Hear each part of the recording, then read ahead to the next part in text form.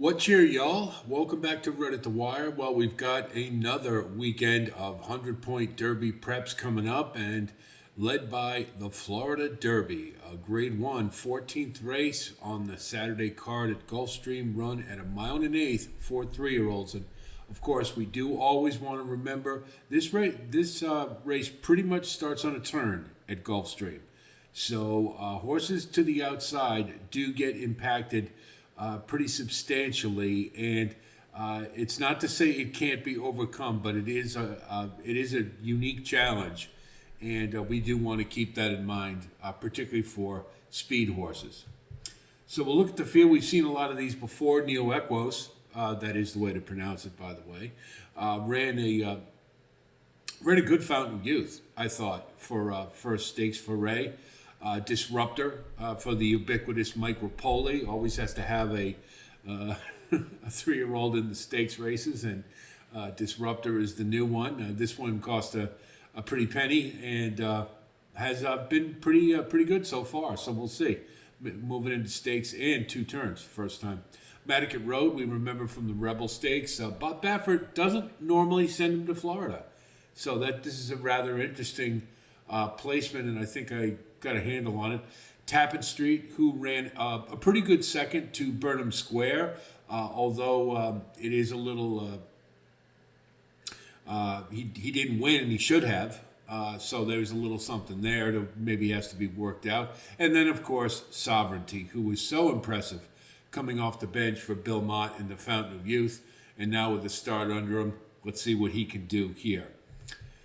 So looking here, you'll see pretty much Neo Equos is the only horse on paper who's going to go to the lead. Now, I'm fairly certain Madaket Road is going to have something to say about that, and perhaps Disruptor. But on paper, Neo Equos is going to be the speed of the speed, and it makes perfect sense. He's on the rail, and if he breaks as well as he did in the Fountain of Youth, he'll be there. I liked his race. I thought he kept on well. To finish third, and he did give it up to River Thames, but I thought it was a much better race than I anticipated from him, and that may speak to some quality here. So he's been stepping it up. He's been improving gradually. Now he's on the rail on a speed favoring track, and so I see no reason why he can't stick around. I don't think he's a candidate to win this race. I think he can, I think he can give it a really good go. But I think there's others that I like better. But I think Neo Equos is a good fit here, and the track's going to be in his favor. So why not? You throw him in the mix. Probably underneath for the try and the super primarily. Cool Intentions, I got to tell you, I really wanted to include. I really did. There's a lot of things about him that I like, except for one thing. He ran in that Mucho Macho Man earlier in the year at Gulfstream, and that has turned out to be such a dud of a race. Was won by Guns Loaded, and Treaty of Rome. Everybody who's come back from that race has run poorly. I thought Cool Intentions could win that race, and for some reason he just didn't respond. That was a one-turn effort. Now you're going around 2. Now that may be more 2 turns may be more up his alley, and he has had a bit of a freshening. But I just can't do it. You want to put him underneath at a price. I got to have 20 to 1 or better. I'm not taking anything lower than that because, again, that race was such a disaster, has turned into one. But one to think about, perhaps, to suck up for the Trial of the Super. Disruptor has had 2 7-furlong races, and interestingly enough, he has pretty much the same pace pattern for both. And one of them, he really didn't have much left in the stretch, and he was the cavalry was catching him, and one of them did. Jimmy's Dailies did, and the second one he won by open lengths, convincingly. He's clearly got quality. I don't doubt that, but let's note also he's never run without Lasix. So that it's a little something to think about where he's positioned, and the nature of a lot of the other runners, he's going to be right off of Neo Equos' throat latch, I would think. And then the question is he good enough? Now, he's a gun runner, so he's going to get the distance. I'm not worried about that. I will say he doesn't have a lot of stamina underneath on the dam side. And that is the case with quite a few in here. But as we know, at Gulfstream, you can carry it a little farther than you might at other tracks. So, I don't think that's as big a deal, and I don't think it's a big deal here. So, Disruptor looks like he's headed in the right direction. You get Irad Ortiz aboard, and he has been the jockey for quite a few in this race, including Madaket Road, and yet he goes to Disruptor. Now, that might be contractual, I don't know, with Mike Rapoli, but anyway, I think if he makes that decision, I'm sure he has some input in who he's going to ride. I think that's a pretty good indicator that Disruptor is one that we want to take seriously. Whether he can take a move forward without Lasix, we'll see. That's really the issue. But he looks like he's got a lot of quality, and I think he's got a good post, and he should be in good position. And then it'll just be a question if he's good enough. Indecisiveness and Jimmy's Daily, you kind of pair them together, sort of. I just don't see it around 2 turns. I mean, Indecisiveness ran a pretty good race last time at a big price, but the whole nature of that race to me, didn't look like one that was going to equate to good efforts here. Jimmy's Daily, yes, he beat Disruptor. Okay, that's true, but that's 7 furlongs, and Jimmy's Daily's really, he doesn't look to me like a 2-turn horse. And I just don't think either one of them really is good enough. And I think Jimmy's Daily's is probably going to be a shorter price because he beat Disruptor. So that makes him an underlay and very unattractive to me. And if I could find something to get excited about indecisiveness, I'd probably maybe try to use him with a price. I mean, at the bottom of the try, I think you can, because we're going to be so short on top.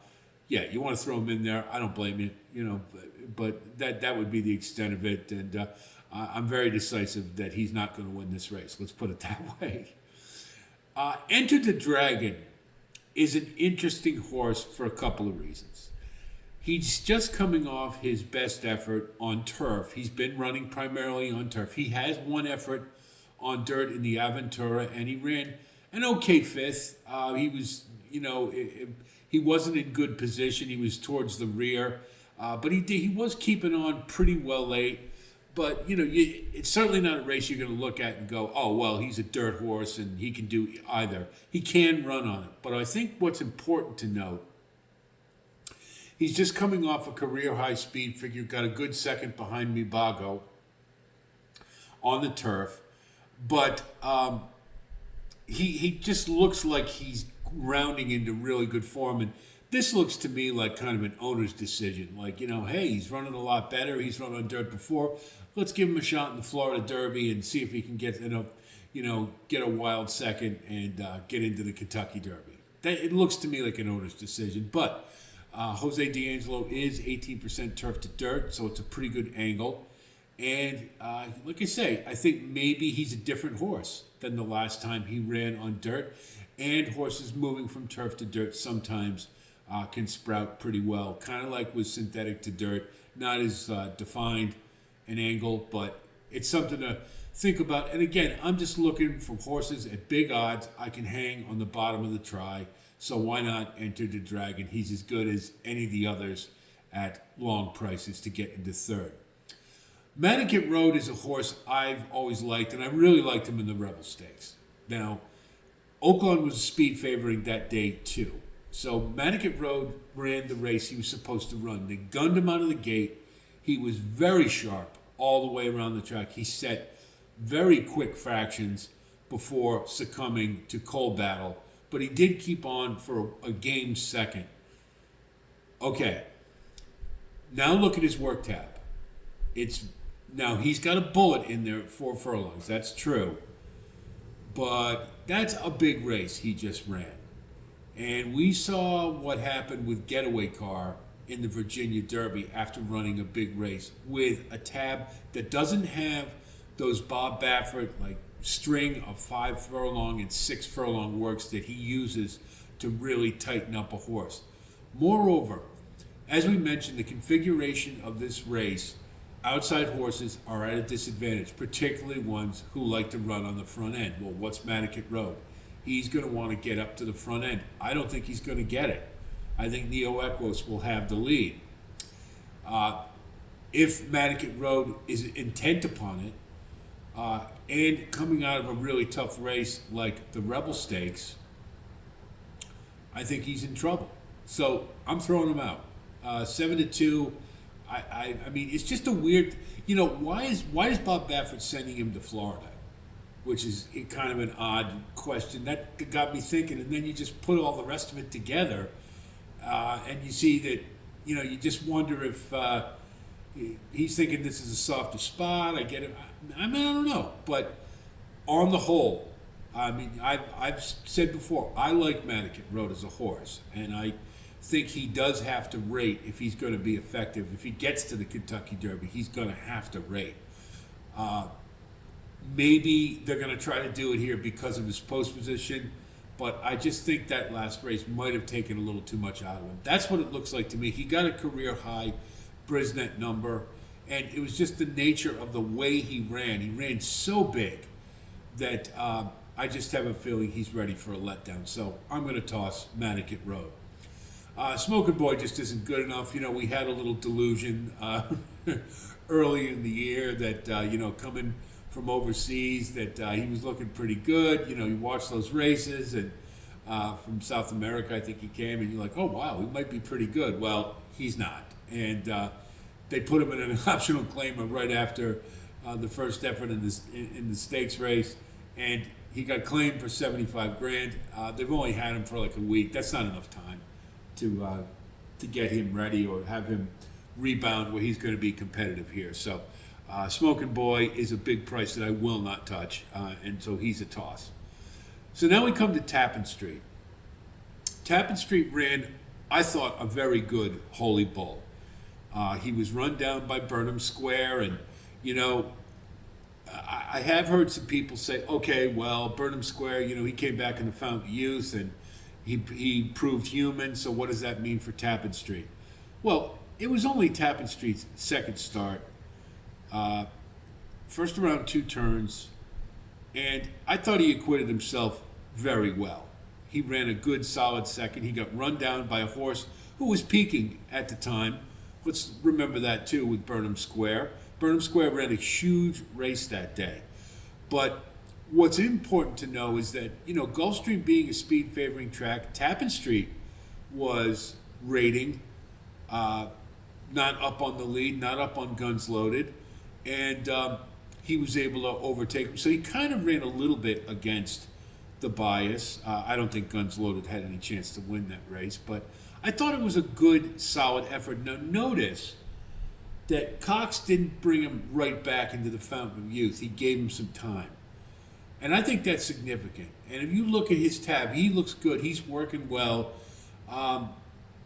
And, I'm not crazy about the 9-hole, but if he wants to come, he wants to I think if he runs mid-pack, it's not that big an issue. And it shouldn't be. So I think he could get into position that he wants to. And I also want to know one other thing. He ran the same Brisnet figure in the Holy Bull that Sovereignty ran in the Fountain of Youth. So, the exact same number. Certainly Sovereignty was a little more impressive in his last race than Tappan Street was, in that, final 100 yards was just breathtaking. But I think Tappan Street is heading in the right direction. And I think he makes a lot of sense here.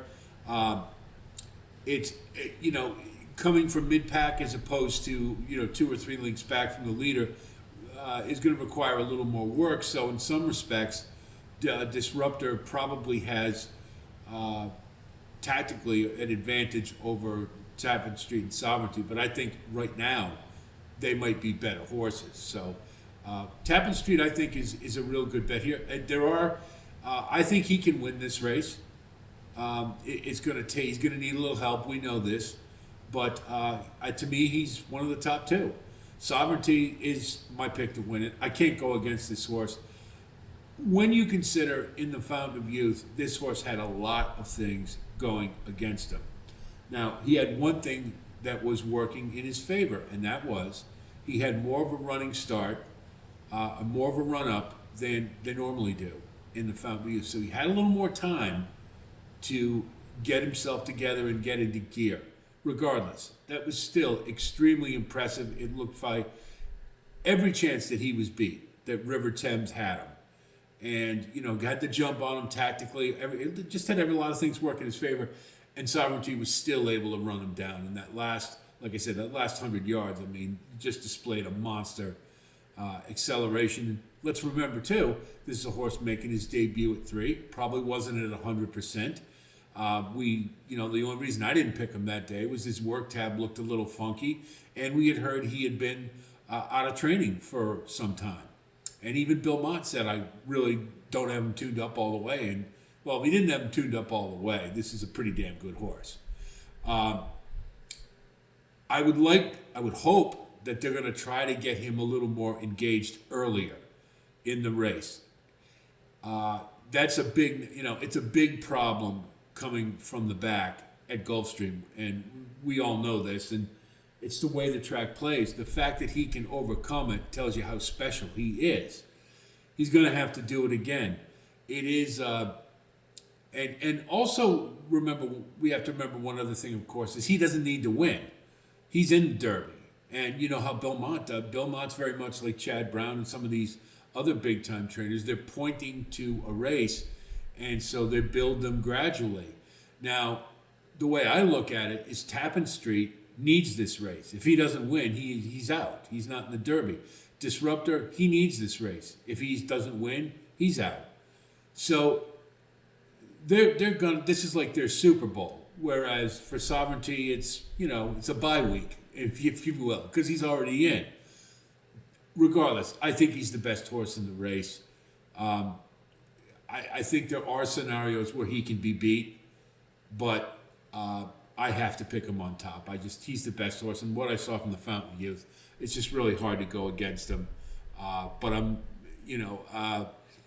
more confident than I was in the Fountain of Youth, much more, but not 100% because of the way he runs and the situation. And the post. Because he's a late runner, the post isn't that big a deal. But there's a couple of things working against him. Let's just say that. So we'll go to our wagering strategy. Now, Sovereignty's going to be awful short. I'm not going to bet him to win, but I am going to bet Tappan Street for the value because he is, he's going to be coming from the back. Disruptor's probably going to have a little bit of an edge, but I like the fact that Tappan Street's already had a 2-turn race. He's already run at the stakes level, and I think he looks poised like he's got another move forward in him. And so I just give him a little bit of edge over Disruptor. Disruptor tactically will be in a better position, and that may be to his advantage. He can overhaul Neo Equos at the top of the stretch, and then it's a question if he's good enough. But I don't feel the same level of confidence as I do with Tappan Street or Sovereignty. So value play Tappan Street to win. Then we'll go 10-9, 9-10, and then we'll do 4 with 9-10 and 9-10 with 4. Because I do think those are the 3 to be focused on in this race. So for the trifecta, we'll go 10 on top with 4-9, 4-9, and then we'll do 10 on top with 4-9. Then we'll throw in our price horses. We'll throw in Neo Equos. We'll throw in Cool Intentions. We'll throw in Enter the Dragon. And then we'll throw in the 5 as well. Just as, purely to try to spice things up. I don't want Madaket Road. I just, as I mentioned, I don't think this is an optimum scenario for him. And the price is going to be too short. So if I'm going to get a try, if it's not the top 3 together, then I want major league value underneath. So I hope that explains what I'm doing in the Florida Derby. Hope our analysis helps you with your own wagering strategy, and I wish you the best of luck as always. This is going to be a fun race. I think, on Saturday. Gulfstream, it's always a great card on Florida Derby Day. We will certainly have more postings for the Oaks Preps at Oaklawn and in Gulfstream, as well as one for the Arkansas Derby. We'll probably do the full card at Gulfstream unless you guys tell me otherwise. If you want to do Oaklawn, we will. We'll try to get as many posts in as we can, as many tracks, as many betting opportunities as possible. But life does get in the way sometimes. So for now, you can count on Gulfstream. We'll have that one lock solid for you. If you do like content like this, of course, please like and subscribe. And thanks to all of you who have recently come on board. Had a nice surge, and we really do appreciate it.